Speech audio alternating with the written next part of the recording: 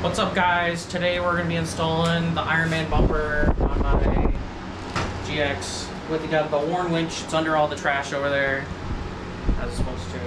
But we're going to start chopping this thing up and getting it ripped apart. There's a bunch of videos on how to take this off, so I'm not going to include that part. But I'll give you guys a good idea how we're going to chop this baby up, because there's a lot of expensive plastic that's going to get cut today. But we're going to put expensive metal on it, so it'll be good.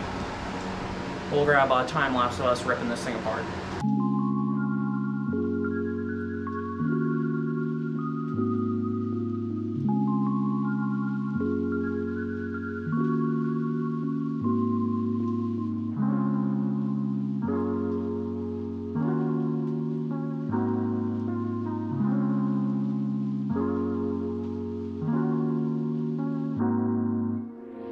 Show us, Brian, how you disconnected the main connector. Okay, so there's going to be a push tab down there, and this is a twist.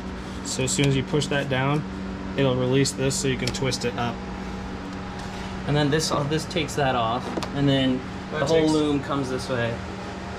And then you got to make sure you take out these, and make sure you remember the correct order, because that does matter. And then mine didn't have fog lights because it's a base, so don't have to worry about that. And then there's our very protective foam bumper. Awesome, we're gonna throw this inside and continue cutting things off. You see where it rubs. That's a rust point right there, boys and girls. What's it rubbing on? Yeah, on the bumper itself.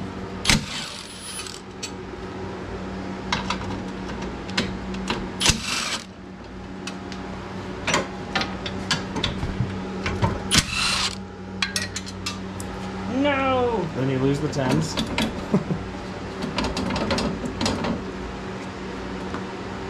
No, it's underneath the light bar. Well, I gotta get a shorter socket. Ugh. This is not part of it. This is your incognito light. You take your bumper cover off. You have to attack this from, or whip this off of here. Is this one bolted on right here? I'm looking for it. Oh, it's got a clip. Un momento.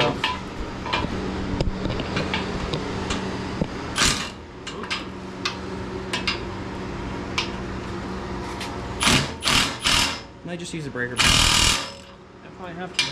Yeah. The other one went off. So you got like 4 bolts on each side connected to the factory crash bar. So you want to make sure you leave in 2 middle ones, like just very loosely, so when you pull it off, it doesn't come off onto your face. But yeah, it's pretty simple.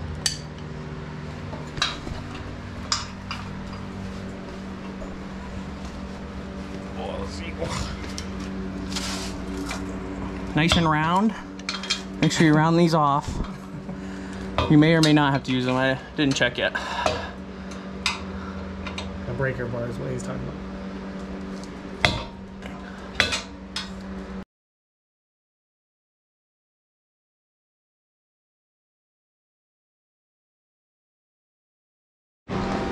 All right. Which part are we on? Instructions say to trim the plastic right here, just so the main tray can sit there and hold the bumper. So we're just gonna give it a quick little snip. Make sure you wear your safety glasses. Make sure you use your safety squints.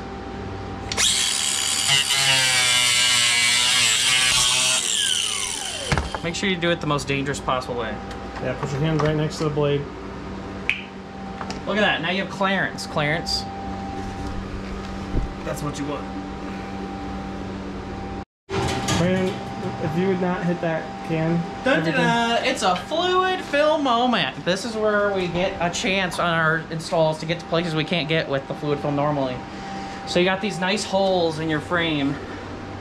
You just get in there, you shake it up with your fluid. We're not sponsored yet. We will. And you just hold that can down. Just really get it in there. Nice and coated. Oh my god.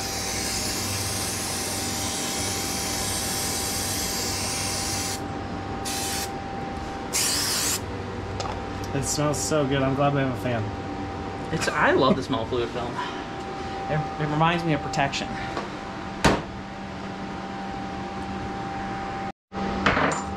Alright, what'd you do, Brian?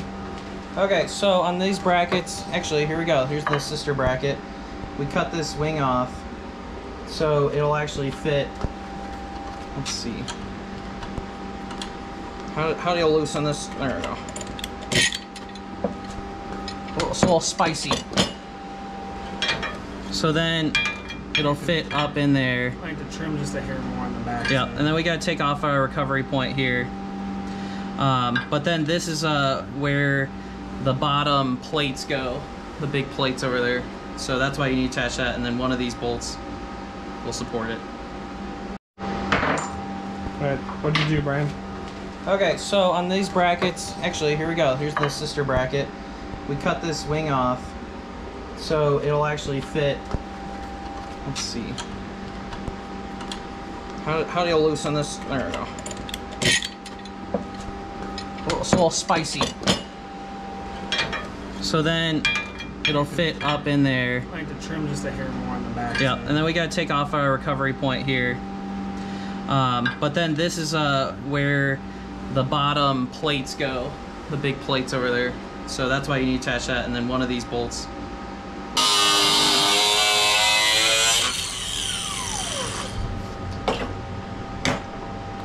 Hi! Touch your toe. Alright. Clip trial, number 2. Now it looks like a small Texas. Yeah, look at that. That'll bolt right there. That bolt hole matches up. Yeah. Nice. So you got to go through and if you're keeping the stock skid plates, you got to trim off this lip. So just follow that line and just all that off. If you get the Ironman skid plates, it fits fine, but they're not that heavy duty. So for the time being, keeping the stocks, and then just gonna slap that off, and it'll fit. And then also went through and painted the parts where we cut it off. So these will go right there, and then we're just gonna be missing the top one since we have a condenser line here, unlike the Prados.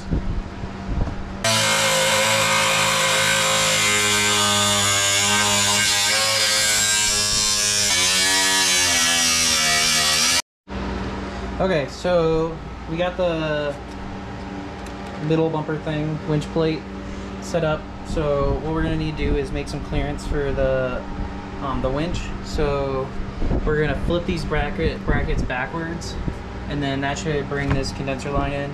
Then also we're gonna drill out the pinch welds on this front bumper bracket, since that piece that goes from these wings is no longer going to be used. So we're just going to drill out those pinch welds, and then that should make enough clearance, but we'll see. What's up, guys? So I end up choosing the Warn VR Evo whatever, because it's basically the same price as the Harbor Freight winch, and it never goes on sale, so you know you're getting a good deal.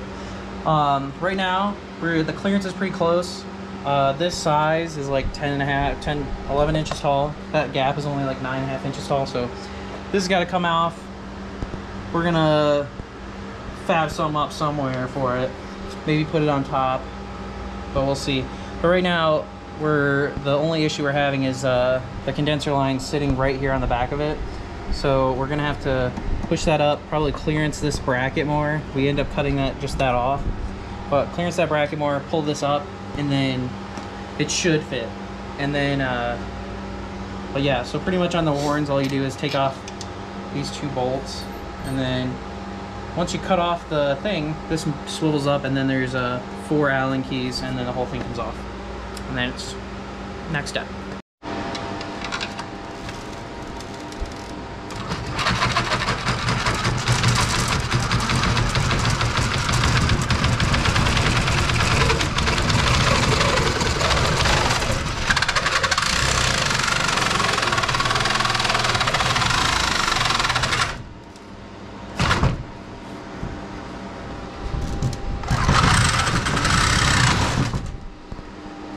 clean.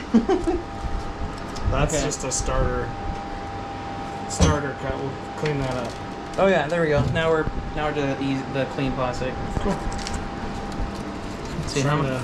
Oh yeah, look at that, clean. It actually came out like pretty decent for that solid blade. You just got the paint everywhere from the blade. Yeah. It's really I think that's metallic. Like a very thin layer because it's so sharp. Okay, time to run the angle grinder. So when you're using your angle grinder, it's molten plastic getting shot out, so that's why Brett's hiding under that. I wore the right tire for today. I'm still wearing my shorts. I upgraded from my flip. Stop moving. Just hold it.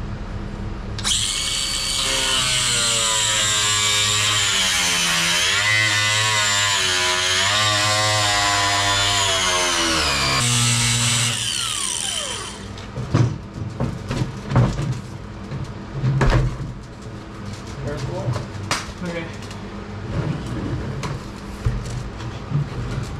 Look how much weight we saved. Wow, all the weight savings there. Alright guys, I'm leaving. I'm leaving him up to do the rest of the bumper by himself. We got all the trimming done. It looks good, but you're gonna have to wait till the end of the video to see that. Yeah. No skipping either. Good luck, Brandon. Goodbye, Brett. Goodbye, that Iowa guy. Go check out his channel. He had to use my garage the whole last week, so... Or for 4 days, so... so now... Came for repayment. Yep, came for repayment, and got pool and food, so... So I don't know who's repaying who, right? So then I'll pull you out with this, because the Jeep's gonna get stuck. I mean, I'll try one time to get stuck. Actually, now we gotta go to Caribou 4-wheel drive route where they got that big mud pit or whatever. Oh, yeah. And go test it out. Ooh, Netherlands. They have a lot of water crossings. We'll go back to where Brett almost rolled his Jeep. If you go watch it on the channel, the shenanigans video, it's in there. And that's the whole reason that there's even a winch going on this That's the whole bumper. reason there's a bumper going on. Yeah. He was like, that day, convinced. Well, I just need the Getting bumper to hold the winch. And that's why I was just like, well, I guess we'll just get the Warren. If we're going to go to Argentina and do all the whole thing, might as well. Gonna go to Argentina and hang out. South Africa and then New Zealand. Well, and then we, of course, got to go to Australia. Yeah. All right. Cool. I got to go through the Later. wiring and the hard part. Brett's leaving. Goodbye. See you guys in a little bit. Okay, quick update, everybody. We got the Warren winch installed. Little ground bolts up right back there. Positive stays kicked on. Put the box back on. And then just zip tied through there and just popped it right on the terminals and the cells. I've checked. Make sure this is internally fused, or I'm gonna have to put an inline fuse there. But it works. Works good. I mean, I haven't pulled myself out yet. And then also went through, and you can kind of see right there that bar. They're the wing supports. So you got 2 bolts right there. 2 bolts right there.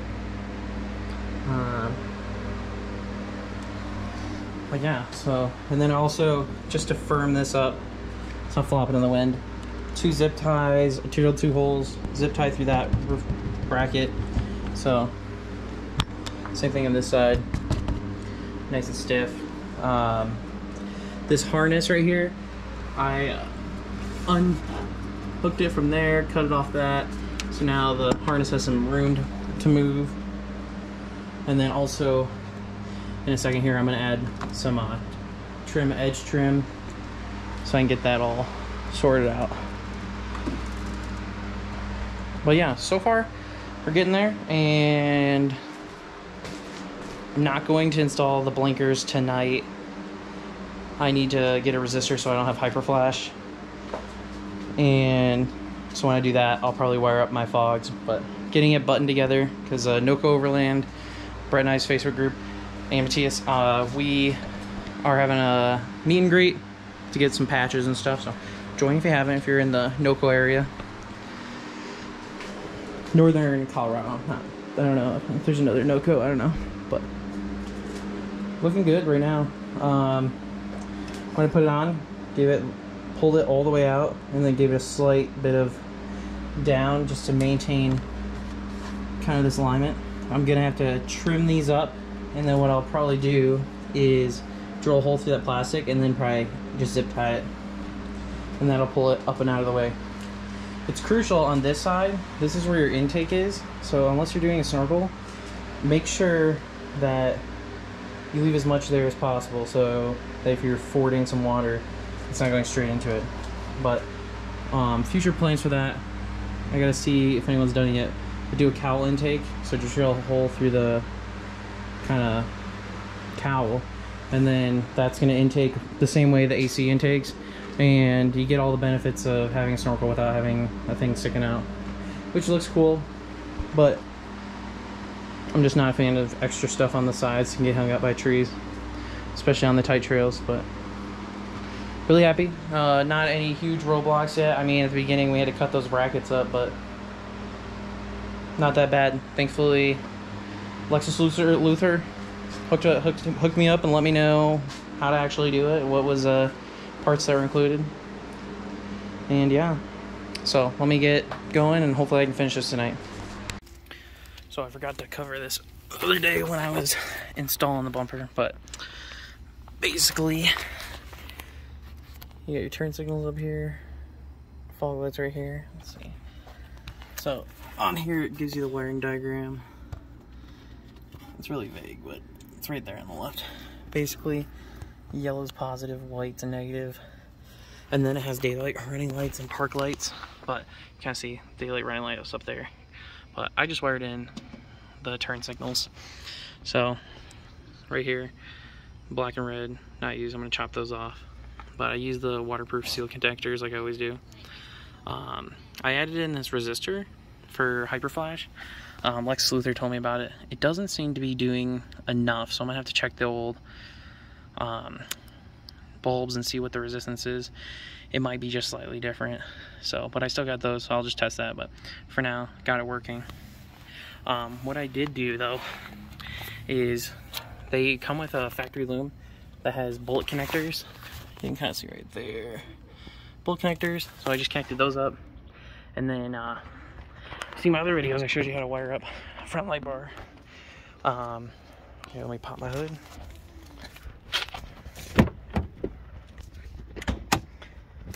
But you can see right here, wired up. I got two switches right here. I'm gonna swap these out with Toyota kind of switches. But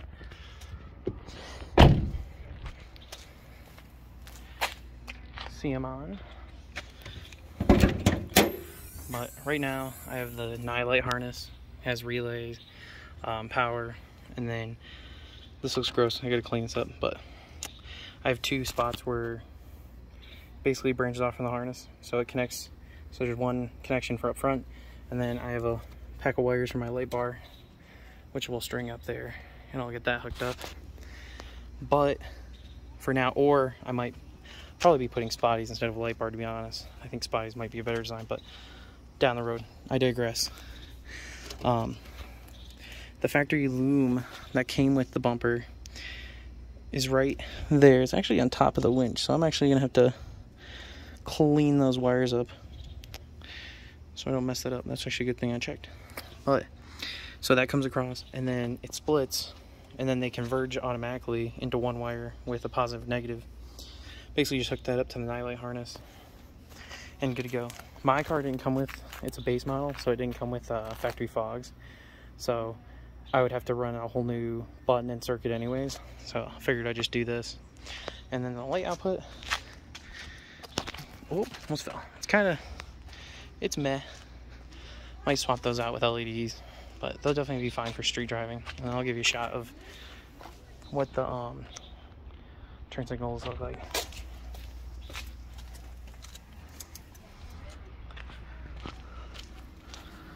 It's right there. So nice and bright, so I like those.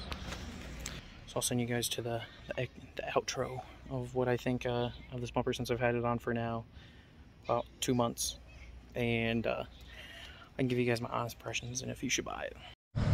How's it going, guys? Hopefully you enjoyed the install of the Ironman 4x4 bumper, and I guess the Warn VR Evo 10S winch. But turned out pretty nice.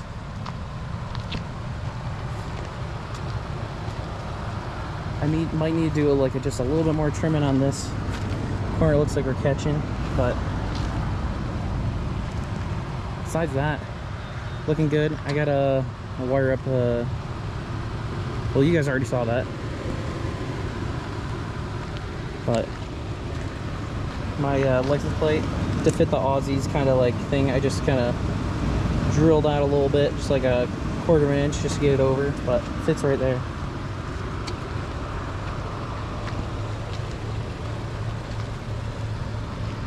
But gaps aren't too bad. Kind of eyeballed it, all the trimming, but we'll have to see how it holds up after its first hit.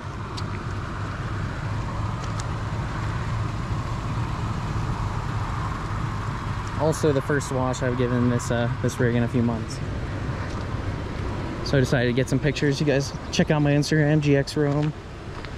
But fitment of the bottom plates, everything looks good. I like to put a little Sharpie over those, but sensors. So overall, install it was easier than the rear bumper, which this is a task because you got to drill through your rear door, and then there's a lot more mounting brackets. There's no bolts. You gotta just mount that baby up, cut a little metal off. But I think if it was your first bumper you're installing, after this video it'll be good because it pretty much bolts together once you figure out that you got to cut off some of the brackets. And yeah, I think it looks great. The front protection's pretty awesome. It might stick out more than a lot of the other bumpers, like the slimline bumpers from Victory 4x4, and I think DeMello Off-Road might be coming out with one. But for what the Aussie guys, they use bull bars for a reason, because actually these will actually protect you a little bit more against impacts. This is like actually crash rated, which I really liked. And then I find the thick bars and stuff a little bit more appealing. It kind of hides some of the alienness of the 460 front end. But Victory 4x4 does make a nice one, and it's all aluminum, which is nice. You can kind of see in the front, got a little bit, I lost about a 1/2 inch of lift. So I got some new Dobson springs coming in, and that'll bring it back up to the 2 inches.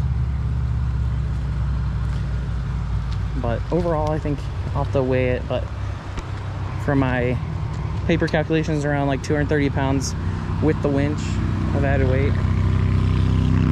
Sorry for the traffic. But yeah, I'm gonna give you guys an idea of where I cut. Use some little edge trim on here. So this is what I was saying. But yeah, you kind of just go slightly underneath that body line. And then you can just, if you follow that, it's right here, and then go right underneath, kind of match this bottom of this radius, and then this all clips back in. That'll be good. If you want to get to the clutch, my hand doesn't really fit in there, but I got the Warren wireless winch, so all I have to do is grab the controller out of there, turn it on, and it's ready to go. So another vote for the Warren, especially since the Harbor Freight 12K winch doesn't really go on sale anymore, since Harbor Freight got rid of their coupons. So it's like 700 bucks for that Warren synthetic, and then you get the Warren warranty. So I think it's kind of it's a good trade-off. But yeah, I think if you're gonna tackle this after this video, if all that seems within your scope, then definitely do it. It's worth the cost of it. I mean, catch it on a sale, and then I think I got it for 1,200 bucks versus the Victory 4x4 aluminum with full hoops and everything. That was $2,400. So save a little bit of money there. And I'm using that to actually upgrade the tent. Just paid for my alley cap 3.1. I'm gonna do another video on why I'm not keeping this tent, and kind of over the style, but mostly this specific tent. But that's another video. Yeah, check it out. It'll be on the channel soon. Then Expedition bumper. But I'll be doing a whole build video once I get the new new 10 on top. And if any of you guys got any questions, hit me up on Instagram, GX460, or even just in the comments of the video. I respond to everybody, so don't be shy. And then also, if you live in the NOCO area or northern Colorado area, join NOCO Overland. Come wheel with us. So yeah, please subscribe. More videos to come, build video to come, and then suspension review. You'll probably want to hear about it. Spoiler, I love it. But I'll see you guys next week. Bye.